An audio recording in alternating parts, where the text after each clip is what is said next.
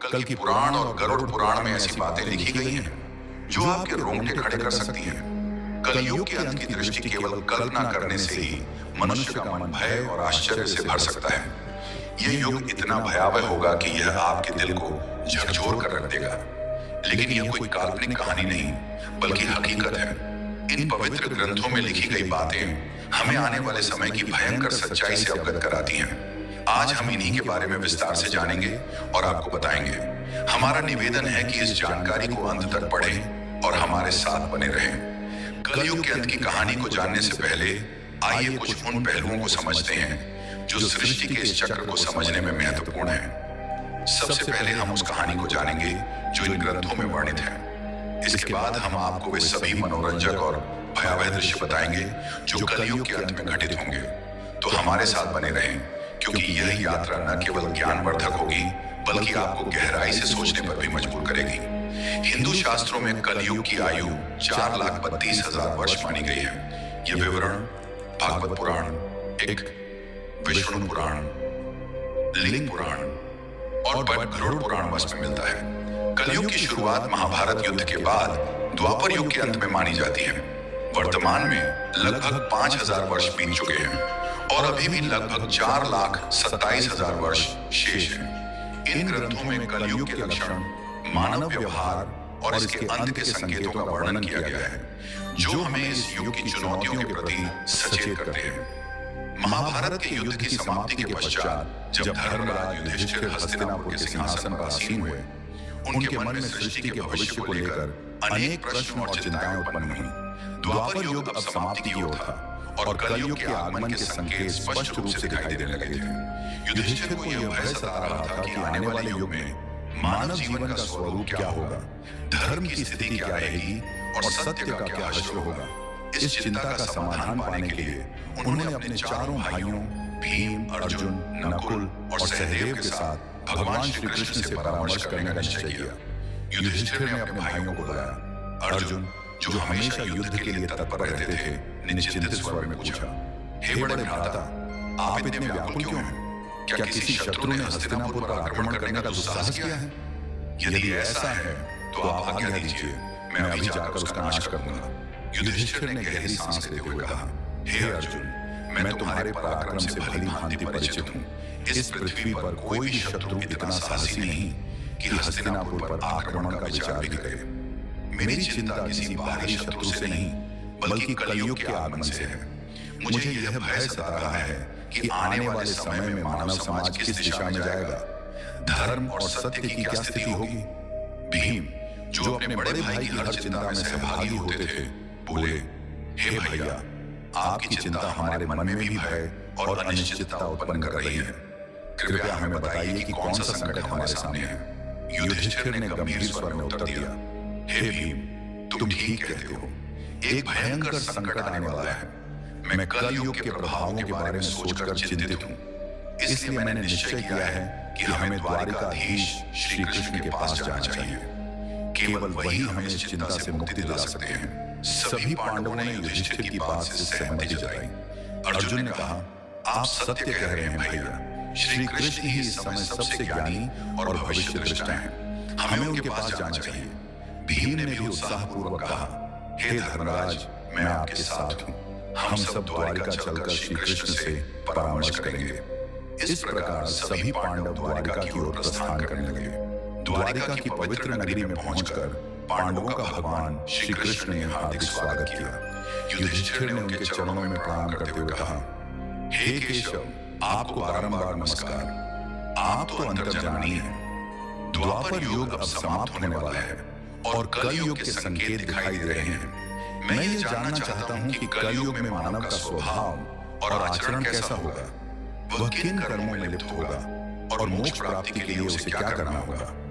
श्री कृष्ण ने मुस्कुराते हुए कहा, हे धर्मराज, आपकी जिज्ञासा उचित है। कलयुग के प्रभावों को समझना अत्यंत महत्वपूर्ण है, किंतु इसका उत्तर मैं आपको सीधे नहीं दे सकता। इसके लिए आपको और आपके भाइयों को कुछ विशेष अनुभव प्राप्त करने होंगे। युधिष्ठिर ने उत्सुकता से पूछा, हे माधव, आप जिस प्रकार की परीक्षा की बात कर रहे हैं, उसके लिए हमें क्या करना होगा। श्री कृष्ण ने कहा, हे महाराज, आपको और आपके चारों भाइयों को अलग अलग दिशाओं में स्थित घने और रहस्यमय वनों में जाना होगा। वहां आपको कुछ विचित्र और अद्भुत दृश्य दिखाई देंगे। उन अनुभवों को मेरे पास लौटकर साझा करें, तब मैं आपको कलयुग के प्रभावों के बारे में विस्तार से बताऊंगा। युधिष्ठिर ने कहा, जैसी आपकी आज्ञा केशव, आप जिस स्थान की ओर संकेत करेंगे हम वहां जाने को तैयार हैं। श्री कृष्ण ने कहा, आप और आपके भाई अलग अलग दिशाओं में जाइए, वहां भयंकर वन है। उनमें कोई असामान्य घटना दिखे तो उसे मेरे पास लौटकर बताइए, मैं आपको कलयुग का रहस्य समझाऊंगा। पांडवों के वन में अनुभव श्री कृष्ण की आज्ञा का पालन करते हुए पांडव अपने रथों से उतरे और पैदल ही वन की ओर चल पड़े। वन का वातावरण शांत किंतु रहस्यमय था। पांडव अलग अलग दिशाओं में गए ताकि अधिक से अधिक अनुभव प्राप्त कर सकें। युधिष्ठिर का अनुभव। युधिष्ठिर को एक घने वन में एक विचित्र दृश्य दिखा। उन्होंने एक विशालकाय हाथी देखा जिसके 2 सूंड थे। ये हाथी अपनी दोनों सूंडों से वन के पेड़ों को उखाड़ रहा था, मानो उसकी शक्ति अतुलनीय हो। युधिष्ठिर आश्चर्यचकित हो गए और सोचने लगे कि यह दृश्य क्या संकेत देता है। अर्जुन का अनुभव। अर्जुन एक शांत और सुंदर वन में पहुंचे जहां पक्षियों की मधुर चहचहाहट गूंज रही थी। वहां उन्होंने एक विशाल पक्षी देखा जिसके पंखों पर वेदों की रचनाएं लिखी थी, किंतु यह पक्षी मृत जीवों का मांस खा रहा था। अर्जुन ने सोचा, यह कैसा विरोधाभास है, एक ओर वेदों का ज्ञान, दूसरी ओर मांसाहार। भीम का अनुभव। भीम एक हरे भरे चारागाह में पहुंचे जहां गायों का झुंड चल रहा था। वहां उन्होंने देखा कि एक गाय ने बछड़े को जन्म दिया और उसे इतनी जोर से चाटने लगी कि बछड़ा लहूलुहान हो गया। भीम ने सोचा, यह कैसी ममता है जो अपने ही बच्चे को घायल कर रही है। सहदेव का अनुभव। सहदेव एक शांत जलाशय के पास पहुंचे जहां 7 कुएं थे। 6 कुओं में पानी भरा था, किंतु सबसे गहरा बीच वाला कुआं पूरी तरह सूखा था। सहदेव ने इस दृश्य को देखकर सोचा कि यह क्या संकेत देता है। नकुल का अनुभव। नकुल एक पर्वतीय क्षेत्र में पहुंचे जहां ऊंचे ऊंचे पर्वतों पर हरे भरे वृक्ष थे। उन्होंने देखा कि एक विशाल शिला पहाड़ से लुढ़क रही थी जो अपने रास्ते में बड़े बड़े वृक्षों को उखाड़ रही थी, किंतु एक छोटे से पौधे के पास पहुंचते ही वह शिला रुक गई। नकुल इस दृश्य से स्तब्ध रह गए। श्री कृष्ण द्वारा अनुभवों का अर्थ शाम होते ही पांडव वन से लौटे और श्री कृष्ण के पास अपने अनुभव साझा करने पहुंचे। युधिष्ठिर का अनुभव। युधिष्ठिर ने कहा, हे प्रभु, मैंने 1-2 सूंडों वाला हाथी देखा। श्री कृष्ण ने मुस्कुराते हुए कहा, हे धर्मराज, ये दृश्य दर्शाता है कि कलयुग में शासक दोनों ओर से शोषण करेंगे। वे प्रजा से सेवा और भक्ति मांगेंगे, किंतु अपने स्वार्थ के लिए उनका दोहन करेंगे। दिखावे में वे धर्मी होंगे, किंतु अंदर से स्वार्थी। अर्जुन का अनुभव। अर्जुन ने बताया, प्रभु, मैंने एक पक्षी देखा जिसके पंखों पर वेदों की रचनाएं थीं, किंतु वह मांस खा रहा था। श्री कृष्ण ने कहा, हे अर्जुन, कलयुग में विद्वान और पंडित कहलाने वाले लोग ज्ञान तो रखेंगे, किंतु उनका हृदय पवित्र नहीं होगा। वे धर्म और वेदों का उपयोग केवल धन कमाने के लिए करेंगे। भीम का अनुभव। भीम ने कहा, प्रभु, मैंने एक गाय को अपने बछड़े को इतना चाटते देखा कि वह घायल हो गया। श्री कृष्ण ने उत्तर दिया, हे भीम, कलयुग में माता पिता का अत्यधिक स्नेह बच्चों को आत्मनिर्भर बनने से रोकेगा। उनकी ममता बच्चों के लिए बाधा बन जाएगी। सहदेव का अनुभव। सहदेव ने बताया, प्रभु, मैंने 7 कुओं में से बीच का सबसे गहरा कुआं सूखा देखा।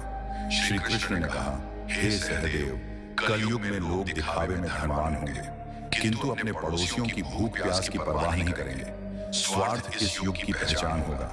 नकुल का अनुभव। नकुल ने कहा, प्रभु, एक विशाल शिला बड़े बड़े वृक्षों को उखाड़ रही थी, किंतु एक छोटा पौधा उसे रोक देता है। श्री कृष्ण ने कहा, हे नकुल, कलयुग में धन और सत्ता मनुष्य के पतन को नहीं रोक पाएंगे, किंतु भगवान का नाम और सच्ची भक्ति जो एक छोटे पौधे के समान है उसे बचा सकती है। गरुड़ पुराण में एक प्रसंग में गरुड़ जी ने भगवान विष्णु से प्रश्न किया, हे प्रभु, 4 युगों सतयुग, त्रेता युग, द्वापर युग और कलयुग में कलयुग को सबसे भयावह क्यों माना जाता है? इसके अंत के क्या संकेत होंगे और यह युग कैसे समाप्त होगा? भगवान विष्णु ने उत्तर दिया, हे गरुड़, कलयुग में अधर्म, स्वार्थ और पाप का बोलबाला होगा। इसके अंत के समय कुछ विशेष संकेत प्रकट होंगे जो सृष्टि के विनाश की ओर इशारा करेंगे। आइए इन 5 प्रमुख संकेतों को एक एक करके विस्तार से समझते हैं।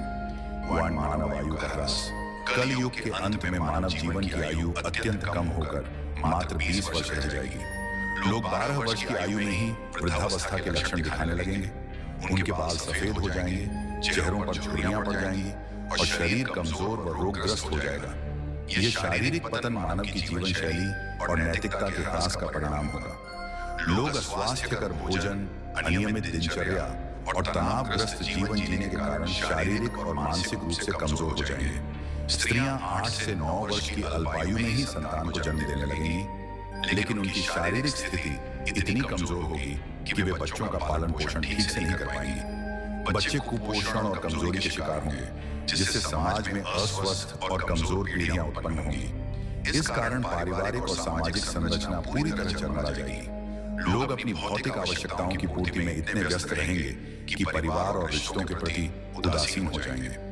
यह संकेत कलयुग के उस दौर को दर्शाता है जहां मानव की शारीरिक और मानसिक शक्ति का पूर्ण ह्रास हो जाएगा। समाज में अव्यवस्था, अशांति और अराजकता का बोलबाला होगा। लोग एक दूसरे के प्रति प्रेम और विश्वास खो देंगे और स्वार्थ ही जीवन का आधार बन जाएगा। यह स्थिति हमें चेतावनी देती है कि शारीरिक और मानसिक स्वास्थ्य को बनाए रखने के लिए संतुलित जीवन शैली और नैतिकता का पालन आवश्यक है। 2. पतिव्रता स्त्रियों का लोभ। कलयुग के अंत में नैतिकता और धर्म का इतना ह्रास हो जाएगा कि पतिव्रता स्त्रियां लगभग लुप्त हो जाएंगी। एक स्त्री कई पुरुषों के साथ संबंध स्थापित करेगी, जो सामाजिक और नैतिक पतन का स्पष्ट संकेत होगा। लोग धार्मिक कार्यों जैसे पूजा पाठ, श्राद्ध, अंतिम संस्कार और विवाह जैसे संस्कारों को पूरी तरह त्याग देंगे। जल की कमी के कारण लोग स्नान करना बंद कर देंगे, जिससे शारीरिक और आध्यात्मिक शुद्धता नष्ट हो जाएगी। भोजन में मांसाहार का प्रभुत्व होगा और सात्विक भोजन जैसे फल, सब्जियां और अनाज दुर्लभ हो जाएंगे। लोग चमकीले, तंग और भड़कीले वस्त्र पहनेंगे, जो उनकी भौतिकता और आध्यात्मिकता से दूरी को दर्शाएंगे। समाज में स्वार्थ, लालच और छल कपट का बोलबाला होगा। रिश्तों में विश्वास की कमी हो जाएगी और लोग केवल अपनी सुख सुविधाओं के लिए जिएंगे। यह संकेत समाज में नैतिकता के पतन और रिश्तों के टूटने की स्थिति को दर्शाता है। लोग धर्म और कर्तव्यों से विमुख होकर केवल सांसारिक सुखों की तलाश में रहेंगे।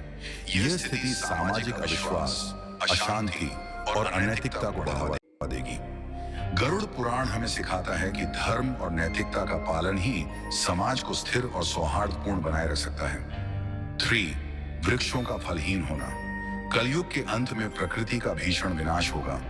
वृक्ष फल और फूल देना बंद कर देंगे और केवल शमी वृक्ष ही जीवित रहेंगे। लोग शाकाहार को पूरी तरह त्याग देंगे और मांसाहार पर निर्भर हो जाएंगे। भोजन तामसिक और रोगकारी होगा, जिससे लोग कम उम्र में ही बीमारियों का शिकार हो जाएंगे। गायों की पूजा बंद हो जाएगी और उन्हें केवल दूध और मांस के लिए पाला जाएगा। ये संकेत प्रकृति के प्रति मानव की लापरवाही और अंधाधुंध दोहन का परिणाम है। वनों की कटाई, पर्यावरण प्रदूषण और प्राकृतिक संसाधनों के दुरुपयोग के कारण प्रकृति का संतुलन बिगड़ जाएगा। वृक्षों का फलहीन होना और प्राकृतिक संसाधनों का ह्रास पर्यावरणीय असंतुलन को और गहरा कर देगा। समाज में भोजन की कमी के कारण लोग भूख और कुपोषण से ग्रस्त होंगे। यह स्थिति हमें पर्यावरण संरक्षण और प्रकृति के प्रति सम्मान की महत्ता सिखाती है। 4. अल्पवृष्टि। कलयुग के अंत में वर्षा अत्यंत कम हो जाएगी। खेतों में अनाज का उत्पादन बंद हो जाएगा और जो थोड़ा बहुत अनाज होगा वह छोटा, रसहीन और पौष्टिकता से रहित होगा। फलों में रस का अभाव हो जाएगा, जिससे लोग भूख और प्यास से तड़पने लगेंगे। केवल बकरियों का दूध ही उपलब्ध होगा, जो प्राकृतिक संसाधनों की कमी को दर्शाता है। यह स्थिति सामाजिक और आर्थिक संकट को और गहरा कर देगी। लोग जीवन की मूलभूत आवश्यकताओं जैसे भोजन और जल के लिए संघर्ष करेंगे। खेती और कृषि कार्य पूरी तरह ठप हो जाएंगे, जिससे समाज में भूखमरी, अशांति और हिंसा बढ़ेगी। यह संकेत पर्यावरणीय विनाश और मानव की लापरवाही का परिणाम है, जो हमें प्रकृति के संरक्षण और संतुलित जीवन की आवश्यकता की याद दिलाता है। कलयुग के अंत का सबसे भयावह संकेत होगा 7 सूर्यों का उदय।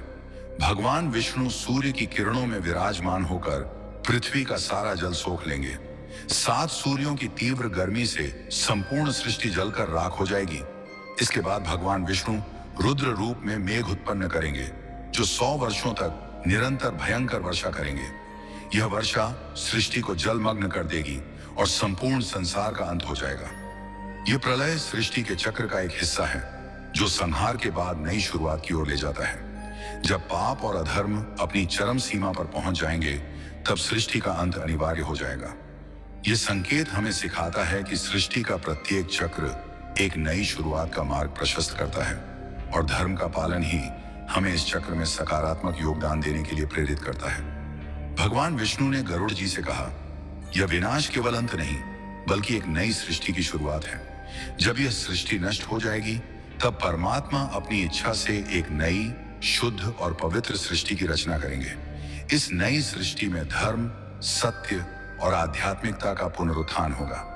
केवल वे जीव इस नई सृष्टि में स्थान पाएंगे जिन्होंने धर्म और सत्य का पालन किया होगा।